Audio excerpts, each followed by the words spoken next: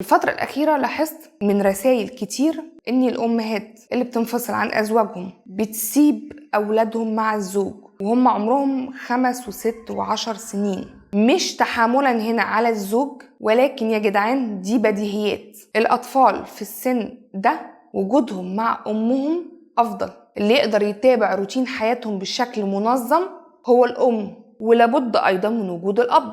أنا مع إن الشخص لما ينفصل حتى لو الأب ده وحش لازم يشوف أولاده ولازم يمارس دوره تجاههم ولازم يكون متواجد في حياتهم. بالعكس أنا ضد إن الأم تمنع الأولاد عن أبوهم إلا لو في حالة واحدة بس، لما يكون الأب مؤذي لأولاده، ساعتها لأ، من حقها تبعدهم عنه. لكن الوضع الطبيعي إن في السن ده في الأعمار دي الأولاد محتاجين الأم، محتاجين يتواجدوا بصفة مستمرة مع الأم مع وجود الأب بشكل جزئي. لكن ستات كتير في الفترة دي بيقرروا إن هما يتخلوا عن أولادهم لصالح أزواجهم، وده بيحصل سببين والسببين مختلفين تماما. يا إما هي مش بتبقى قادرة إن هي تعولهم ماديا وبتشوف إن الأب هيعولهم ماديا بشكل أفضل وهم معاه، لأن هي عارفة كمان مثلا إنه هيغلبها في نفقة أو خلافه، فبتقرر إن هما تسيبهم عشان يعيشوا حياة أفضل.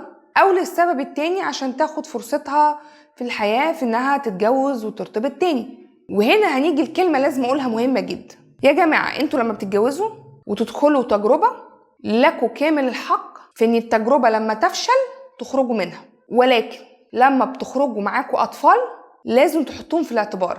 دول مش بضاعة أتلفها الهوى وهنرميها على جنب. ما تسيبش في الدنيا طفل حاقد عليك أو عليكي ومتدمر عشان انتي سبتيه وخذلتيه. يوم ما قررتي ان انتي تجيبي طفل من هذا الرجل لازم تعرفي ان في دور لن ينتهي في حياتك ليهم، مش بضاعة هي بنرجعها المستودع تاني. كان زمان الستات وده المعروف بتقاتل علشان تاخد اولادها، خصوصا لما تكون جوازها مش كويسه وكانت مسيئه وحق الست انها تشوف حياتها وانها تعيش حياتها بعد الانفصال والطلاق. حقها جدا، ولكن وهي بتشوف حقها ده لازم تعمل حساب أولادها، لازم يكونوا في الصورة، لازم تعمل الأفضل ليهم. لأن هي لو مثلا أساءت الاختيار واتجوزت حد غلط وجابت الأطفال دول منه فهي المسؤولة وهي المتحملة. ما ينفعش الأولاد كمان يتحملوا مساوئ هذا الاختيار. هما كده بيتحملوه على فكرة لما يعيشوا في جو أسرة وبيت مش كويسين وأجواء مش كويسة، أو الأب والأم بعد كده ينفصلوا وبرضه تبقى الأجواء مش كويسة، هما كده بيتحملوه. فما فيش داعي إن هما يتحملوه لأبعد درجة، لدرجة إن أنت تكوني مش متواجدة في حياتهم أو أنت تحسي إن مسؤوليتهم عبء فترميها.